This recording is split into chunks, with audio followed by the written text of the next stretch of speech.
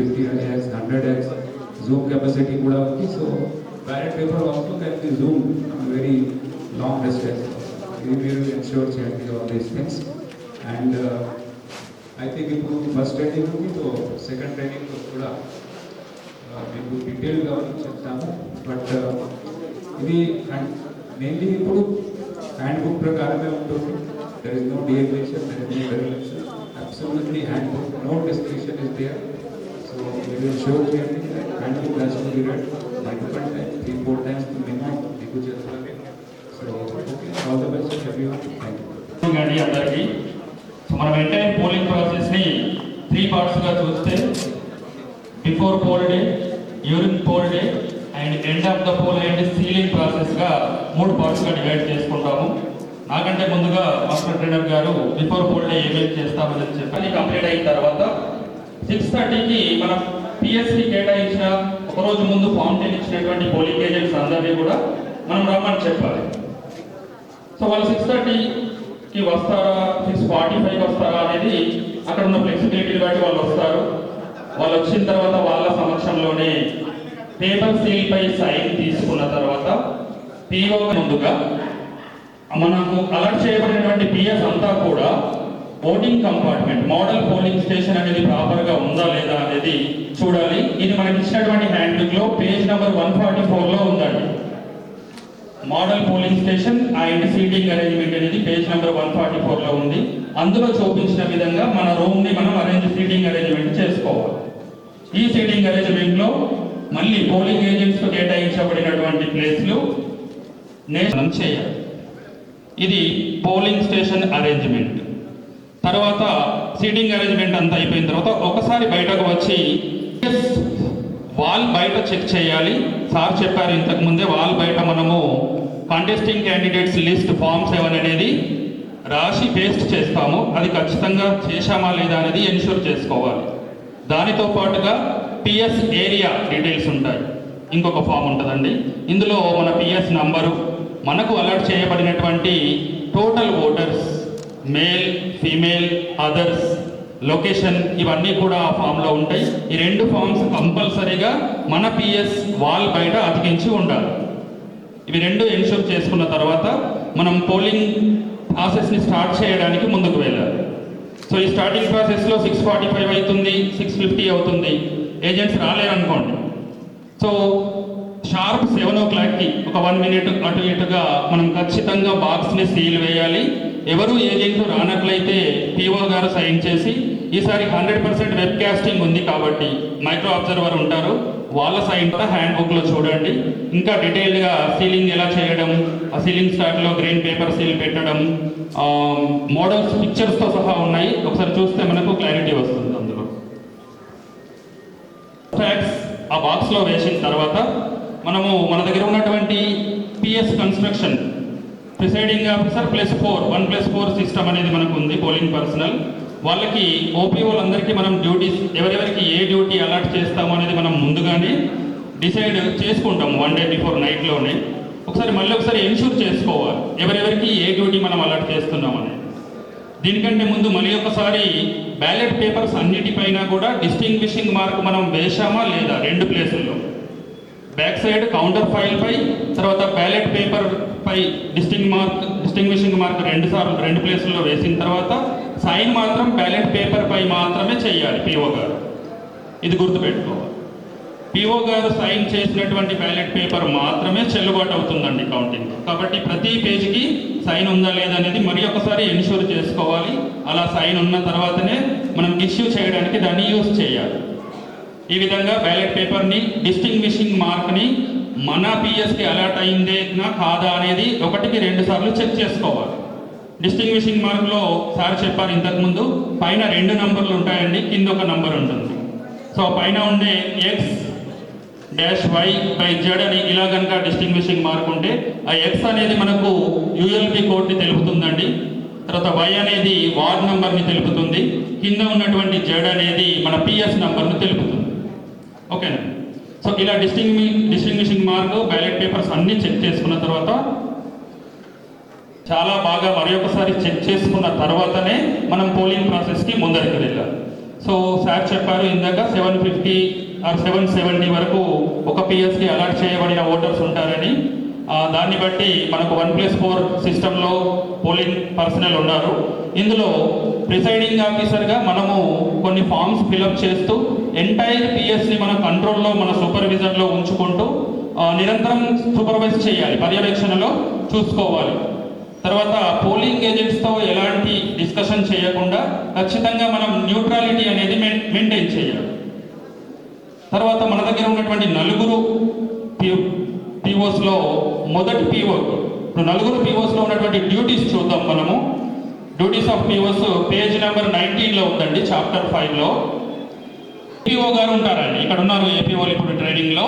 First PO, that is APO, in charge of marked copy and identification of voters. So voter మన పిఎస్కి వస్తారు, BLO slip తీసుకున్న స్లిప్ని check చేసి వాళ్ళ సీరియల్ నంబర్ని మనం మార్కెట్ కాపీలో గట్టిగా బయటకి స్పష్టంగా చదవాలి. పోలింగ్ ఏజెంట్స్ విని దాన్ని కన్ఫర్మ్ చేసే వరకు. ఓకేనా? అలా చదువు రోజుకుంటున్నాము.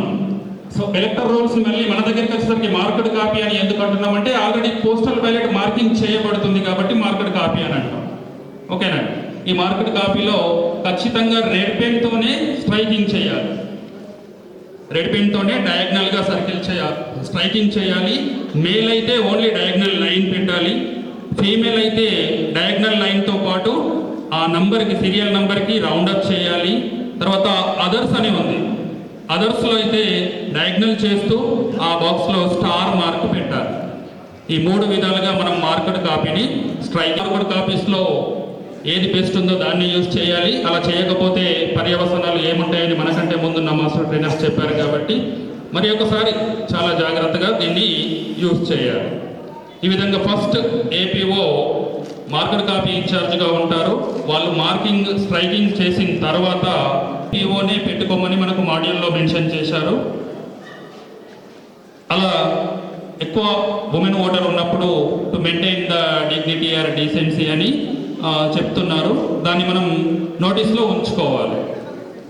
తర్వాత అలా ఇంక్ అప్లై చేసిన తర్వాత 3rd ఓపీఓ దగ్గరికి పంపిస్తాం మనం ఓటర్.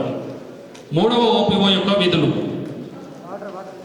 3వ ఓపీఓ ఏం చేయాలంటే మన దగ్గరికి వచ్చినటువంటి ఓటర్ ఫింగర్కి ఇంక్ ఉందా లేదా ఒకసారి క్రాస్ చెక్ చేయాలి. మనకంటే ముందే ఉన్న పిఓ ఇంక్ అప్లై చేశారా లేదా అనేది చూసిన తర్వాత ఈ 3వ ఓపీఓ ఏం చేస్తారనంటే బ్యాలెట్ పేపర్స్ ఇన్ఛార్జ్గా ఉంటారు. సో బ్యాలెట్ పేపర్స్ని కట్ చేయడము, తర్వాత వచ్చిన ఓటర్ని కౌంటర్ ఫైల్పై సంతకం తీసుకోవడం జరుగుతుంది. సో ఎడ్యుకేటెడ్ అయితే, లిటరేట్స్ అయితే కనుక సైన్ చేస్తారు, ఇలిటరేట్స్ అయితే థంబ్ ఇంప్రెషన్ తీసుకోవాలి. అలా తీసుకున్న తర్వాత స్కేల్తో, ఖచ్చితంగా స్కేల్ యూజ్ చేసి మాత్రమే బ్యాలెట్ పేపర్ని కట్ చేయాలి. కట్ చేసి బ్యాలెట్ పేపర్ని 4th ఓపీఓకి అందించాలి. ఓకేనా? సో ఈ 4th ఓపీఓ యొక్క విధులు చూద్దాం. 4th OPO in charge of arrow, cross, rubber stamp. స్వాస్తిక్ మార్క్ ఉంటుంది కదండి, ఆ దానికి ఇన్ఛార్జ్గా 4th ఓపీఓ ఉంటారు. ఈ 4th ఓపీఓ స్టాంప్ ప్యాడ్లో దాన్ని ప్రెస్ చేస్తూ రెడీగా ఉంటారు. ఈ బ్యాలెట్ 3rd ఓపీఓ నుంచి బ్యాలెట్ పేపర్ తీసుకున్న తర్వాత దాన్ని ఫోల్డింగ్ చేయాలి. మొదట నిలువుగా, తర్వాత అడ్డంగా ఫోల్డ్ చేసి మళ్ళీ అన్ఫోల్డ్ చేసి ఓటర్కి ఇవ్వాలి. సో ఓటరు ఆ విధంగా సీక్రెట్ కంపార్ట్మెంట్లోకి వెళ్ళి ఆయన ఓటును క్యాస్ట్ చేసి మళ్ళీ తీసుకొచ్చి బాక్స్లో వేసేంత వరకు కూడా 4th ఓపీఓ దాన్ని చూస్తూనే ఉండాలి. సో మనం ఇచ్చినటువంటి, ఇష్యూ చేసినటువంటి ఓటు బాక్స్లో పడిందా లేదా అనేది కూడా చూసేంత వరకు 4th ఓపీఓ కేర్ఫుల్గా ఉండాలి. ఇలా 4 ఓపీఓలో విధులను మనం డివైడ్ చేస్తాము. ఈ టైంలో ప్రిసైడింగ్ ఆఫీసర్గా మనం ఏం చేయాలి అని అంటే మార్నింగ్ బాక్స్ సీల్ చేయగానే పిఓ డిక్లరేషన్ అనేది ఫామ్ పార్ట్ 1 కంప్లీట్ చేయాలి. పార్ట్ 1లో ఏజెంట్స్ సైన్ తీసుకోవాలి. తర్వాత పిఓ డైరీని, ఈ పిఓ డిక్లరేషన్ను, విజిట్ షీట్ను మనం ఎప్పుడు కూడా టేబుల్ పైననే అందుబాటులోనే ఉంచుకోవాలి. తర్వాత ఓటర్ టర్న్అవుట్ రిపోర్ట్ అని ఒకటి ఉంటుందండి. ఇందులో male, female, others and percentage at every 2 hours. మనకు మార్నింగ్ 7కి పోలింగ్ స్టార్ట్ అయితే 7 to 9, 9 to 11, 11 to 1, 1 to 3 and 3 to 5. ఈ టైమింగ్స్లో మనం ఓటర్ టర్న్అవుట్ రిపోర్ట్ను మన ఆర్ఓ గారికి, ఆ తర్వాత పైన ఉన్నటువంటి హైయర్ అథారిటీకి అందజేయడం జరుగుతుంది. దీన్ని క్యూములేటివ్గా ఇవ్వాలండి. ఫర్ ఎగ్జాంపుల్ 7 to 9కి 100 ఓట్స్ అయినాయి అనుకుంటే 9 o'clock మనం 100 రిపోర్ట్ ఇస్తాము. తర్వాత 11కి ఇచ్చే రిపోర్టు 9 to 11 మధ్యలో ఒక 50 మంది ఓటేశారు అనుకుంటే మనం 11కి ఇచ్చే రిపోర్ట్లో ఓన్లీ 50 ఉండొద్దండి, 150 ఉండాలి. సో క్యుములేటివ్గా తీసుకోవాలి. అలా రిపోర్ట్ను మనం ఇవ్వడానికి పేపర్స్ రెడీ చేసుకోవాలి. ఈ విధంగా మన పోలింగ్ ప్రాసెస్ అంతా కూడా కంటిన్యూ జరుగుతూ ఉంటుంది. ఒక్కొక్కసారి క్రౌడ్ ఉన్నప్పుడు పీఓగా మనం బయటకు వెళ్ళి ఆ లైన్ మేనేజ్మెంటు, అక్కడ ఉన్న పోలీస్ సిబ్బంది హెల్ప్ తీసుకుంటూ చెక్ చేసుకోవాలి. లంచ్ బ్రేక్ వచ్చేసరికి 1 o'clock 2 o'clock అయినప్పుడు అందరూ లేదా ఇద్దరు ముగ్గురు ఒకేసారి లంచ్కి ఎప్పుడు కూడా వెళ్ళొద్దు. పోలింగ్ ప్రాసెస్ అనేది ఎప్పుడు కూడా ఆగకూడదు. సో పీఓ గారు ఉంటారు కాబట్టి ఒక ఓపీఓను లంచ్కి పంపించి మిగతా 4 పోలింగ్ ప్రాసెస్ అంతా కూడా కంటిన్యూ చేయాలి. ఇలా కంటిన్యూ చేస్తూ ఈవినింగ్ 5 o'clock వరకు మన ప్రాసెస్ అంతా కూడా జరుగుతుందండి.